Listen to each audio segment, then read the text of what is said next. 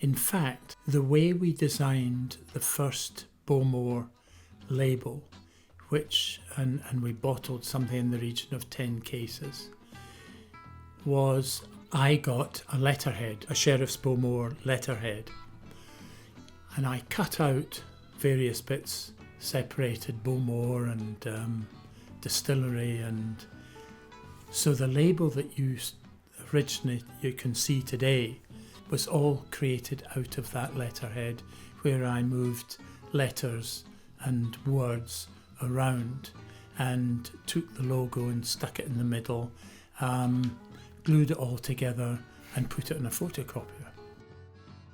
Welcome back to the Whisky Legends podcast, where I speak to my grandad Tim Morrison about how the industry has changed over the last 100 years.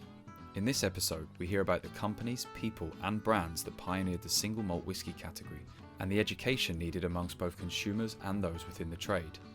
We'll also hear about how marketing and PR was done in the 70s and how my granddad put together the first Bowmore single malt label design, just a little bit different and a lot less expensive than today's methods.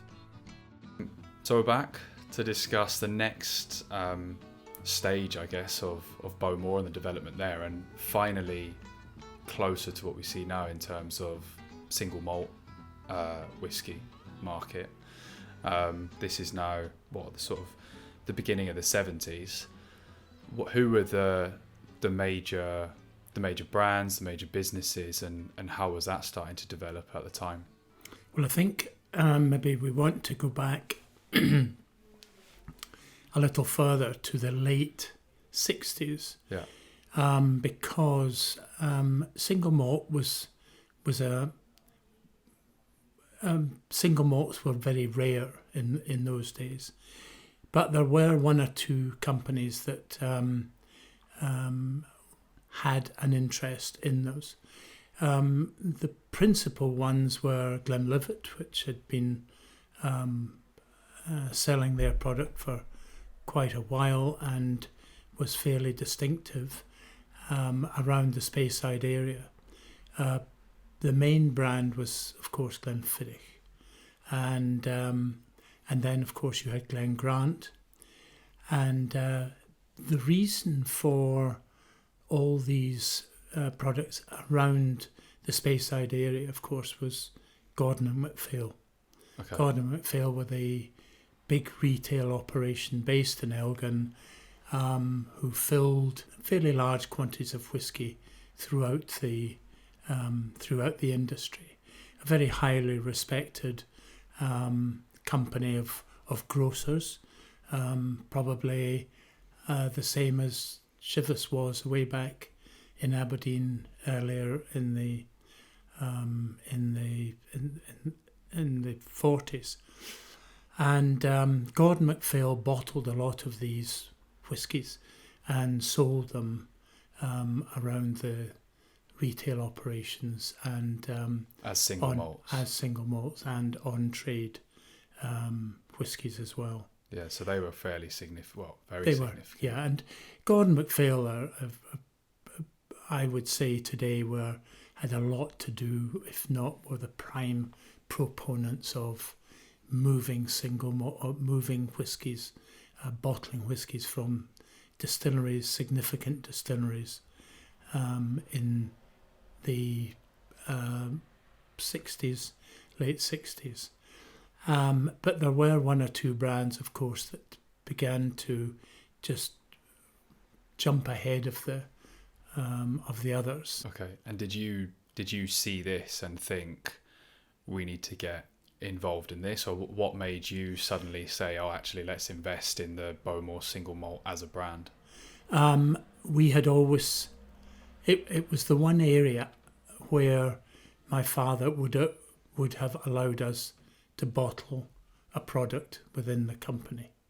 He was never particularly for this because as a broker he felt that anything we bottled was in competition with our customers. Yeah. And so consequently there was little likelihood that he was going to allow us to bottle a blend and really promote that. So single malt was going to be the the Bowmore was going to be the only thing. The trouble was, as I said earlier, that the stocks we had available were very, very limited. However, by the this gave us the opportunity, when I came back to the business, to have a look at the single malt sector, and following on the lead of William Grant with Glenfiddich. And I, at this stage, would like to say that William Grant were the real pioneers in developing the single malt sector. They, both in their approach to it, their creativeness, and their determination to and understanding of packaging and marketing, had a lot to do with Glenfiddich literally going on the podium as the B2 brand. Yeah, and how did they do that? First of all, the lead by the directors. There was Charlie Gordon and Sandy Gordon, and they were really behind this sector. Charlie Gordon was in himself a pioneer of developing sales of product, of William Grant products around the world. And he gave the support to the team that was under the heading of David Grant to start developing William Grant. And they had very creative product and brand designers.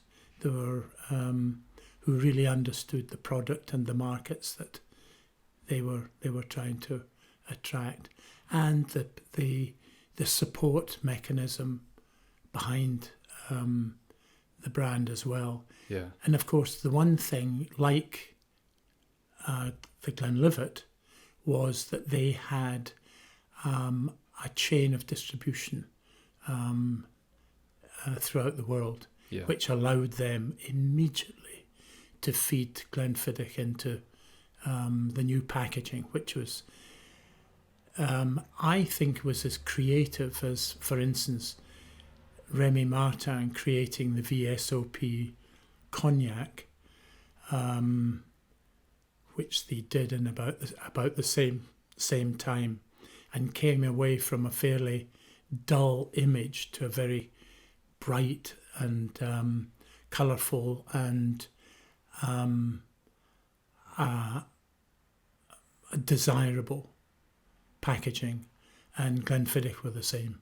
And what market did they capitalise on? Was that the UK or was it somewhere else? Well, I think primarily the UK, but then of course they were in the United States at the time. Now, bearing in mind that the United States was slow to take on single malt because nobody really knew what single malt was about. Yeah. But then you had the markets in Europe, and as I mentioned earlier, Italy, France, Germany, were all ready to take on this new sector from the Scotch whisky industry. Yeah, and a lot of these single malts, they were coming from already established companies with, as you said, these distribution networks, their own existing blended brands already, and that's why it was easy for them. That's right. Were there any distilleries, that weren't owned by a big company like that were doing well at the time? I guess your big single malts now, Macallan, anyone else like that? Yes, I suppose that Glenfarclas was a good example at that time. Lafroig, of course. Yeah. But the one sector of the trade that didn't move in or support the sector was the Distillers Company, DCL, and because they believed in the brand or the blend not the single malt, which, as far as they was concerned, was too small a sector to really be concerned about. And it was some time before they really started to move into that sector. I guess but accepted. Cardew was a brand that they did move, and Cardew was part of the Johnny Walker stable. Okay. So Cardew was owned by the Cummings family, which used to own Johnny Walker. So that's the symbiosis between the two of them. So I then got involved in 1970, came back about 72, and then we started looking at developing Bowmore as a product. And And this was after business school. Yep. You obviously learned a couple of things there. Yep. I guess had your first proper business plan, because before that it was all just sort of develop and go as you went along. Yes, that's right. What were the first things that you had to do? The first thing that one did really was create packaging. What packaging we did have for the very small sales of Bowmore that we did they had in those days. If you were to look at them today, you would say that they were lackluster. Totally lackluster. Yeah. And they were without much character.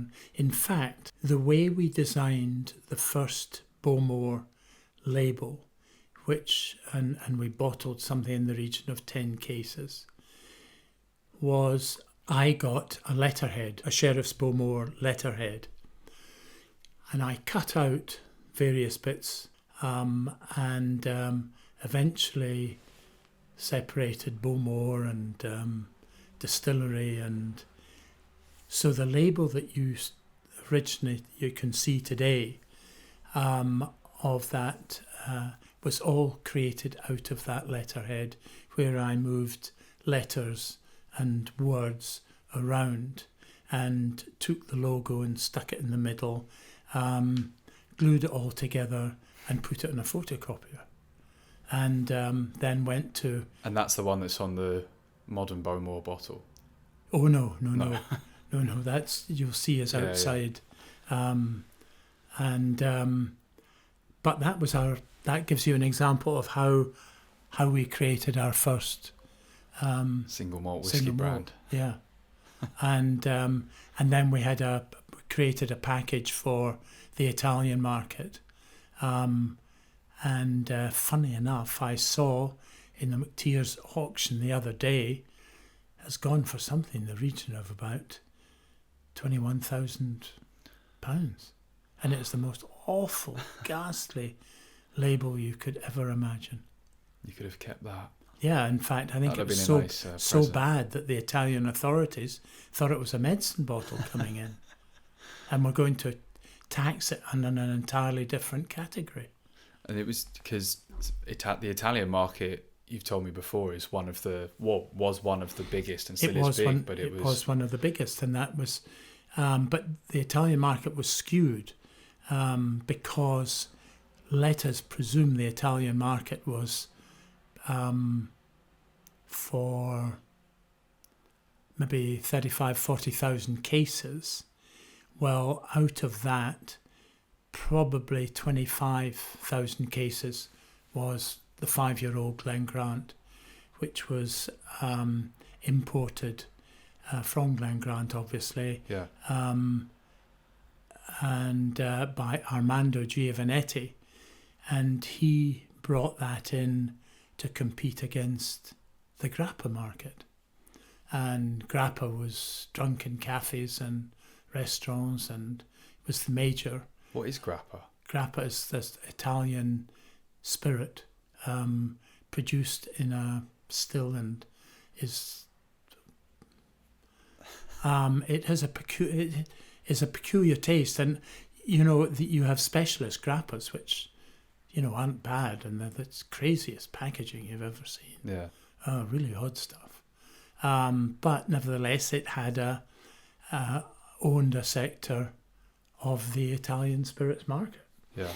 So, but it was a very raw spirit, and when 5-year-old Glen Grant came in with a maturity to it, it really hit the Italians, and as I say, it climbed from 0 to 30, 40,000 cases in a comparatively short space of time. Yeah.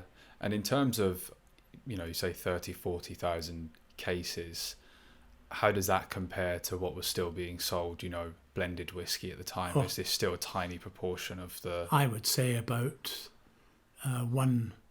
if it was 1%, it would be doing something. Like overall? Yeah. Yeah, so we're still talking tiny proportion. Tiny is single malt whiskey at this point. And throughout the industry. I mean, yeah. If I remember correctly, single malt whiskies were only about 2 to 3% of the overall sector. Yeah, but you were investing obviously a lot of your time into this part of the business. Yeah. Is that because you thought, well, shit, in 15 years... this is going to be huge, let's get ahead of the curve? Were you kind of predicting that, or...? There was two things. First of all, we wanted to make Bowmore a brand that was recognised and therefore would have a value on it. And then the other thing was that we were entering a market where there was opportunity. There was opportunity in the retail sector. There was opportunity in the wholesale sector. There was opportunity on the on-trade sector, and we felt that we had a chance of picking up a percentage of that. Right, and so if you build almost the consumer-facing brand, you make the spirit itself more valuable. Absolutely. As well, that you're selling to the Absolutely. likes of Suntory, etc. Sure. Okay, so when you came back, you've laid out your business plan. What was next? Was it was the packaging, the brand? How much sort of effort went into that? Well, we had a budget, which probably in those days was about, I think, 12, maybe £15,000 to develop Bowmore on the one hand and Glengarrick on the other. And we were going to go to two entirely different design agencies, but decided that having gone to the first one with Bowmore, that we would be dissipating our money if we went to another one, if we could get like two brands designed for the price of one. Yeah. And that was what happened.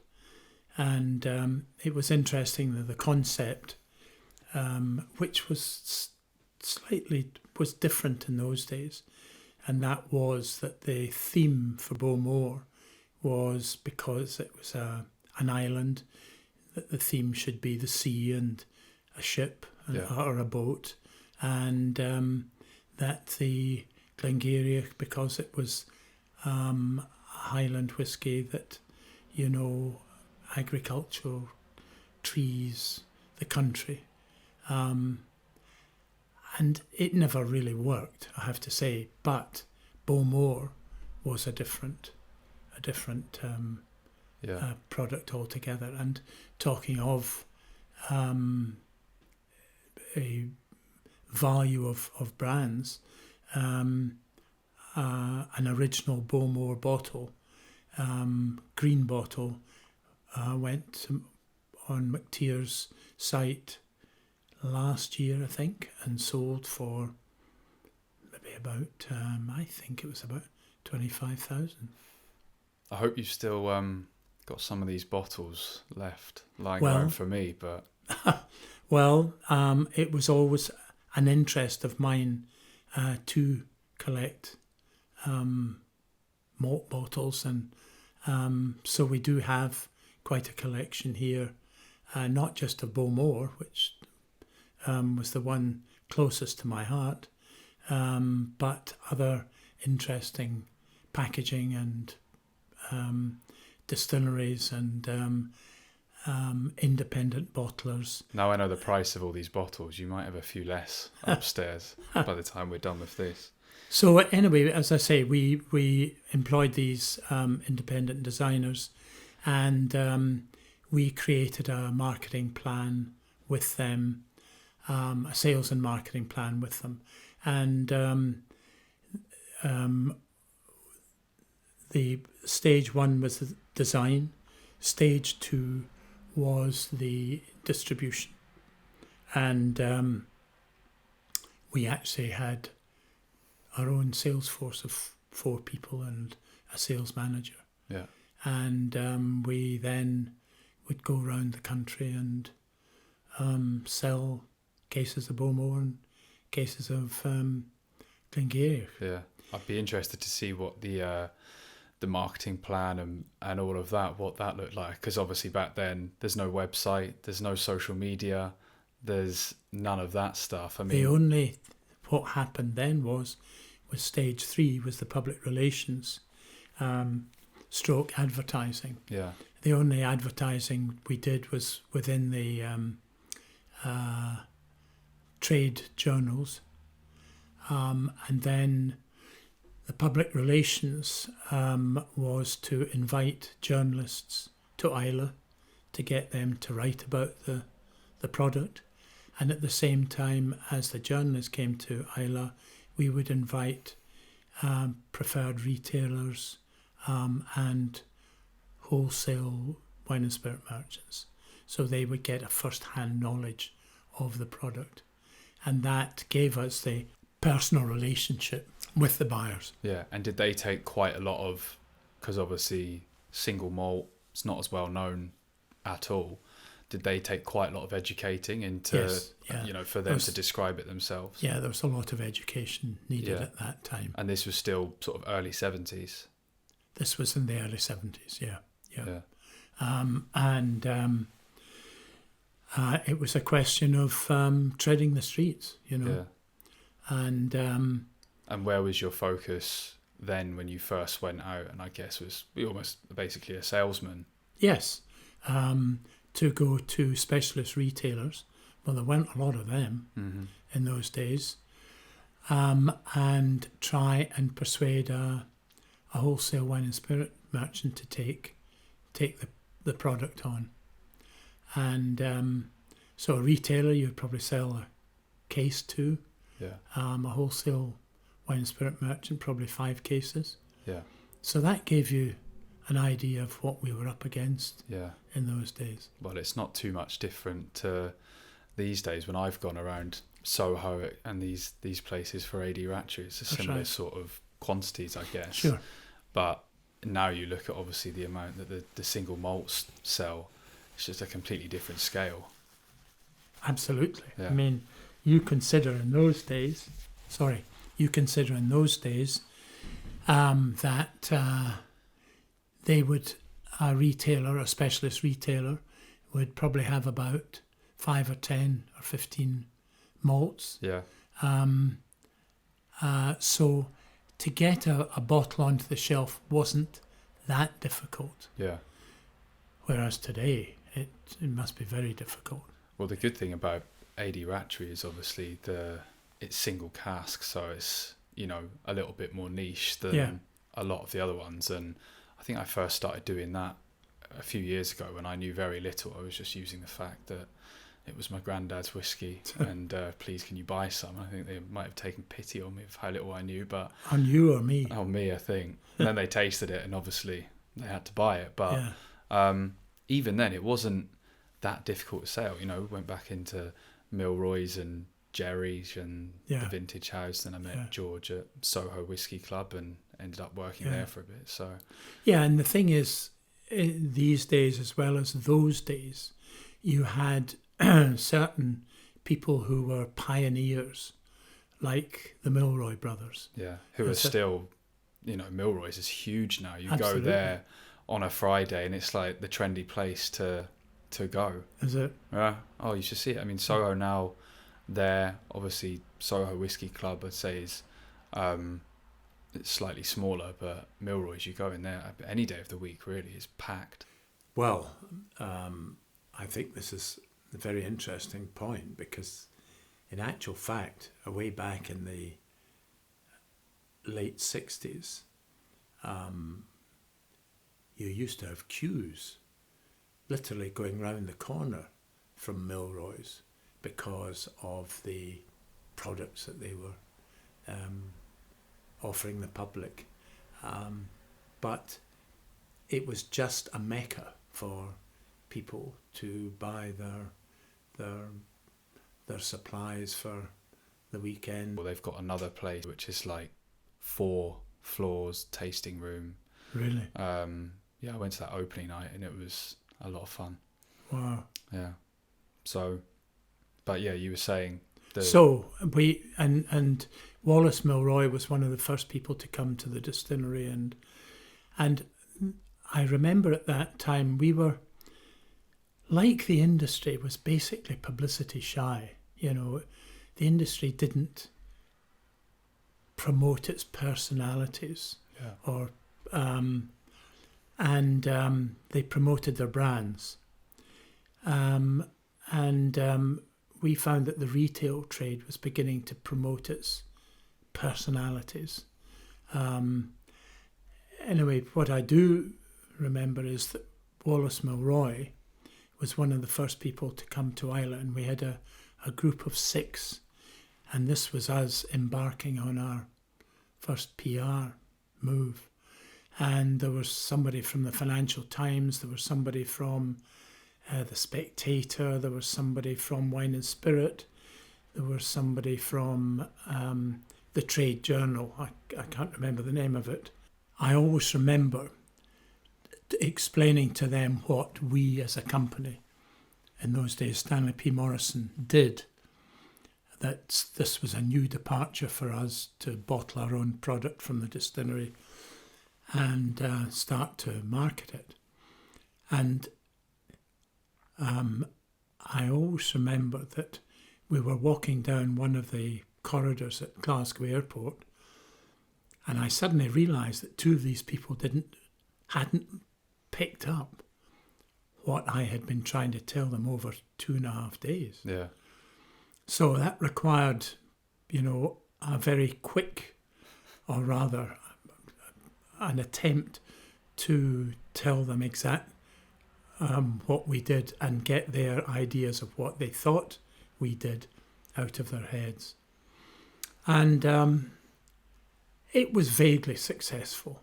And what about the Milroys? That they would come to Islay, understand it instantly. Absolutely. And buy They were fantastic. Yeah. Wallace Milroy was a very, very... I knew Wallace far better than I did Jack, although Jack was ultimately a very close friend. But Wallace was a very dear friend of mine, and we had a very close understanding of each other, and I had just the most enormous respect of him. Yeah, and you still have those relationships today, don't you? Yes. Yeah.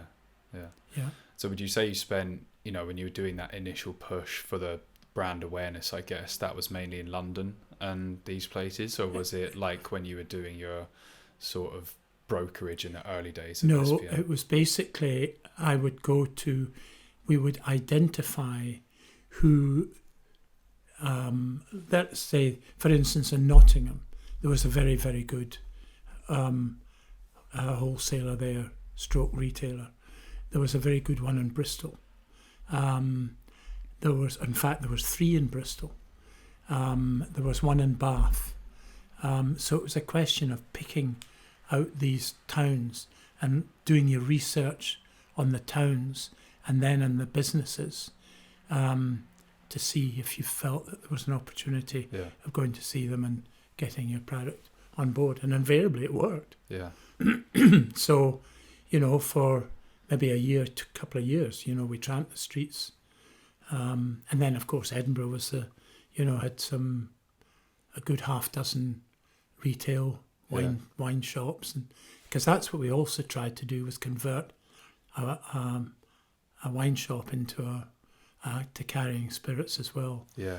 They would carry blends, and maybe a couple of Gordon's gin and something like that. But yeah, because you have that in near Liverpool Street with AD yes, Factory. that's right. Who are they? They're like a very upmarket wine store. Yeah, wine merchant. Yeah. Nice. So, and we'll have to do an episode, I think, on the brand and PR and marketing, because I'd be very interested in hearing the different aspects. Because obviously it's completely changed now. Yeah. So maybe we'll come back to that.